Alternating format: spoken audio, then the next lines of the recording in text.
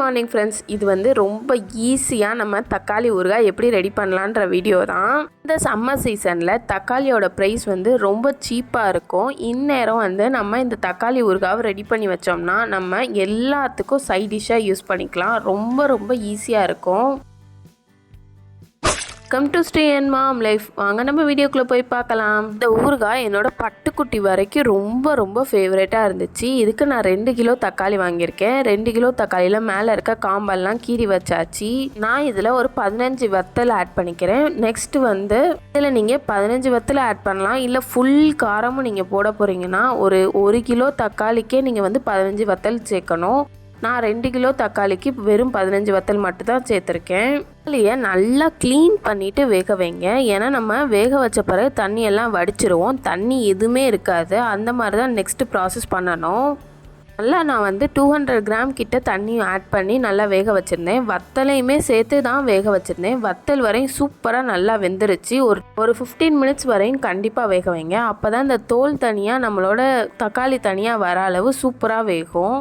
நம்ம இதை நல்லா ஃபைன் பேஸ்ட்டாக அரைக்கும் போது அப்போ தான் தோல் தனியாக சின்ன சின்ன பீசஸாக நம்மளுக்கு தெரியாது. ஸோ நல்லா குக் பண்ணிவிட்டு பிறகு அதை நல்லா ஆற விட்டுருங்க. எனக்கு இந்த மாதிரி வத்தலே வந்து நல்லா கிழிக்கிற அளவு அவ்வளோ சாஃப்டாக சூப்பராக குக் ஆகிடுக்கு. 2 கிலோ தக்காளி நல்லா ஸ்மால் குவான்டிட்டி ஆகிடுச்சு. இதை நல்லா ஃபைன் பேஸ்ட்டாக அரைச்சி எடுத்துட வேண்டியதான். இப்போது நம்ம ஊறுகாய் ரெடி பண்ணுறதுக்கு இதை நல்லா தாளித்து எடுத்துட வேண்டியதான். இதுக்கு ரொம்ப நிறையாவே தான் நம்மளுக்கு ஆயில் கன்சிஸ்டன்சி தேவை தான் படும். இதில் நான் ஒரு 250 ml கிட்ட நல்லெண்ணெய் ஆட் பண்ணியிருக்கேன். நல்லெண்ணெய் ஆட் பண்ணால் தான் அது ஒரு செம்ம ஃப்ளேவரிங்காக உங்களுக்கு சூப்பராக இருக்கும். ஊறுகாய் வந்து ஆயில் நல்லா கொதிச்சோடனே நம்ம இதில் வந்து கடுகும் வெந்தயமும் கருவேப்பிலை எல்லாத்தையும் ஆட் பண்ண போகிறோம். கருவேப்பிலையை நல்லா காய வச்சு எடுத்து வச்சிட்டேன், நல்லா க்ளீன் பண்ணி. வெந்தயம் குளிர்ச்சி தான், அதுக்காக நம்ம ரொம்பவும் ஆட் பண்ணிடக்கூடாது. நான் வந்து கரெக்டாக ஒரு ஸ்மால் ஸ்பூன் தான் ஆட் பண்ணியிருக்கேன். உங்களுக்கு இந்த மாதிரி கடுகு வெந்தயம் தனித்தனியாக இருக்கக்கூடாதுன்னா இதை வந்து லைட்டாக ட்ரை ரோஸ்ட் பண்ணிவிட்டு நல்லா குட்டியாக அரைச்சி எடுத்துகிட்டு ஆட் பண்ணாலும் செம்ம ஃப்ளேவரிங்காக தான் இருக்கும். நம்ம எப்போவுமே ரெடி பண்ணுற ஊறுகாவோட ரெசிபிக்கு மாதிரியே கூட ட்ரை பண்ணலாம். இதில் வந்து நம்ம ரொம்ப கம்மியான குவான்டிட்டி போடுறனால தான் நான் வந்து இந்த மாதிரி ஆட் மட்டும் பண்ணியிருக்கேன், அரைச்சி ஆட் பண்ணல. இன்னும் நம்ம கருவேப்பிலை எதுவுமே கருகாமல் பார்த்துக்கோங்க, அதுதான் இதில் முக்கியமானது. நல்லா ஃபைன் பேஸ்ட்டாக அரைச்சி வச்சுருந்த நம்மளோட தக்காளியோட பேஸ்ட்டை ஆட் பண்ணியாச்சு. இதில் நம்ம வத்தலும் சேர்த்து ஆட் பண்ணியிருக்கோம். வத்தலோட தடையுமே இல்லாமல் நல்லா அரைச்சி வச்சுட்டேன். இதில் தண்ணி மட்டும் ஆட் பண்ணிடாதீங்க. தண்ணி ஆட் பண்ணி கழுவி ஊற்றுறது அந்த மாதிரி எந்த ஸ்டெப்பும் செய்யாதீங்க, பிறகு கெட்டு போயிடும் வேமா. இந்த மாதிரி நம்ம ரொம்ப லாங் லாஸ்டிங்காக வைக்கணுன்ற ப்ராடக்ட்ஸ் ரெடி பண்ணும் போதெல்லாம் முடிஞ்ச அளவு எதுவும் தண்ணி தெளிக்காமல் வேறு எதுவும் தெளிக்காமையும் பார்த்துக்கோங்க. இந்த தக்காளி ஊறுகாயை நம்ம ட்ராவலுக்கெலாம் கொண்டு போய் சாப்பிட்டோம்னா செம்ம டேஸ்ட்டாக இருக்கும். வெறும் சப்பாத்தி மட்டும் கொண்டு போனால் கூட போதும், அவ்வளோ சூப்பராக இருக்கும். நம்ம தக்காளியில் இருக்க புளிப்பு டேஸ்ட்டை பேலன்ஸ் பண்ணுறதுக்காக ஒரே ஒரு ஸ்பூன் மட்டும் சுகர் ஆட் பண்ணுங்கள். நம்ம பன்னீர் பட்டர் மசாலா அந்த மாதிரி ரெடி பண்ணுற மாதிரி இருக்கும் போதெல்லாம் ஆட் பண்ணுற மாதிரி தான் ஒரே ஒரு ஸ்பூன் மட்டும் ஆட் பண்ணுங்கள். நீங்கள் நிறையா குவான்டிட்டி செஞ்சாலும் ரொம்ப அதிகமாக ஆட் பண்ணிடாதீங்க, அது வந்து நம்மளோட ஊறுகாவோட டேஸ்ட்டே வந்து ஸ்பாயில் பண்ணிடாமல். ஸோ நீங்கள் ஒரே ஒரு ஸ்பூன் மட்டும் கண்டிப்பாக ஆட் பண்ணுங்கள், செம்ம ஃப்ளேவரிங்காக இருக்கும். நெக்ஸ்ட் இந்த தக்காளி வேக வைக்கும் போது எதுக்குமே நம்ம வந்து சால்ட் ஆட் பண்ணவே இல்லை. இப்போ வந்து நல்லா சால்ட் ஆட் பண்ணிக்குவோம். இதில் நான் 4 ஸ்பூன் கிட்ட கல்லுப்பு ஆட் பண்ணியிருக்கேன். டோட்டலாக கொஞ்சமாக கடைசியில் வரையும் கொஞ்சம் ஆட் பண்ணேன், பார்த்தே பண்ணிக்கலான்னு சொல்லிட்டு. நம்ம தக்காளி ஊறுகாவை இன்னும் திக்கான ரெட்டிஷாக மாற்றுறதுக்காக Kashmir red chilli powder 2 spoon கிட்ட ஆட் பண்ணியிருக்கேன். இது கண்டிப்பாக ஆப்ஷனல் தான். ஆனால் இந்த மாதிரி காஷ்மீர் ரெட் சில்லி பவுடரை நீங்கள் ஒரு 2 ஸ்பூன் கிட்ட ஆட் பண்ணாலே போதும், உங்களுக்கு சூப்பராக கடையில் வாங்குற அளவு செம்ம ரெட்டிஷாக கலர் மாறிடும் நம்மளோட பிக்கிள் வந்து. நம்ம இல்லைன்னா ஆல்டர்னேட்டிவாக வத்தலே வந்து காஷ்மீர் ரெட் சில்லி பவுடருக்கு பிறகாக வத்தலே கூட ஆட் பண்ணலாம். காஷ்மீர் ரெட் சில்லி வத்தலா அதையும் தக்காளி குக் பண்ணும்போது சேர்த்து குக் பண்ணோம்னா சூப்பராக நல்லா கலர்ஃபுல்லாக மாறிடும். நம்ம இந்த மாதிரி நிறைய ஆயில் ஆட் பண்ணனால தான் நம்மளுக்கு கொஞ்சமாக ஆயிலும் விட்டு நல்லா வருது. கொஞ்சம் நல்லா அடிப்பிடிக்காமல் கிண்டிக்கிட்டே இருங்க, ஏன்னா இது வந்து நல்லா தண்ணியாக ஆட் பண்ணதுனால வேகமாக அடிப்பிடிச்சிடாமல் நல்லா இன்னும் ஹீட்டு தாங்குற அளவு நல்லா பெரிய கடாயாக வெயிட்டான கடாயாக அது ரெடி பண்ணோம்னா இன்னும் கம்ஃபர்ட்டாக இருக்கும் நம்மளுக்கு. நம்ம பிக்கிள் ரெடி பண்ணுறதுக்கு 50%க்கு பாதி வத்தல் ஆட் பண்ணியிருக்கேன். மிச்ச ஃப்ளேவருக்காக chilli powder, normal chilli powder add பண்ணுறேன்.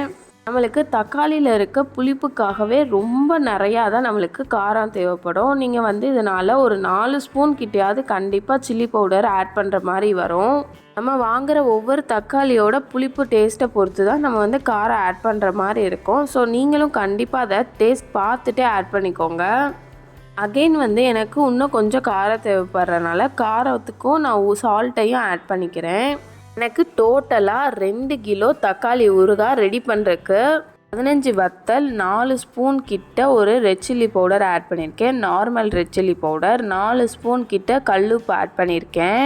நீங்களும் இதே குவான்டிட்டியில் கரெக்டாக நீங்களும் ட்ரை பண்ணி பார்த்தீங்கன்னா உங்கள் வீட்டில் செம்ம ஃப்ளேவரிங்காக சூப்பராக இருக்கும்.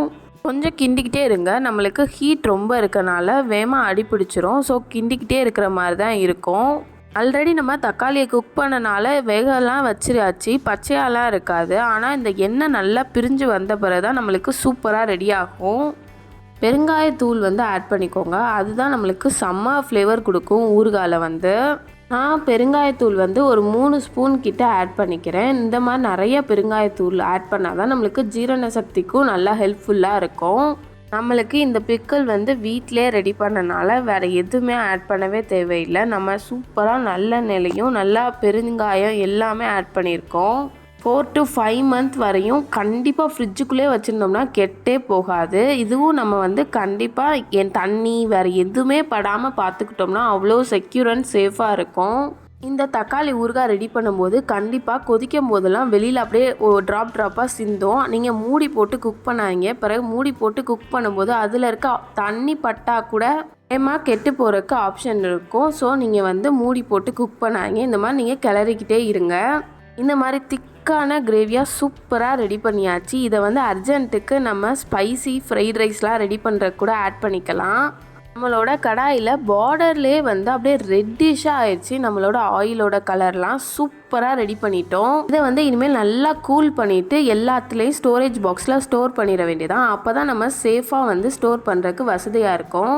செம்மையாக அந்த ஆயிலெலாம் நல்லா விட்டு பிரிஞ்சு சூப்பராக ரெடி ஆகிடுச்சு. நம்மளோட தக்காளி ஊறுகாய் செம்மையாக இருக்கும். நீங்கள் இதை வந்து ரொம்ப கம்மியான குவான்டிட்டியில் கூட ஃபஸ்ட்டு ட்ரை பண்ணி பாருங்கள்.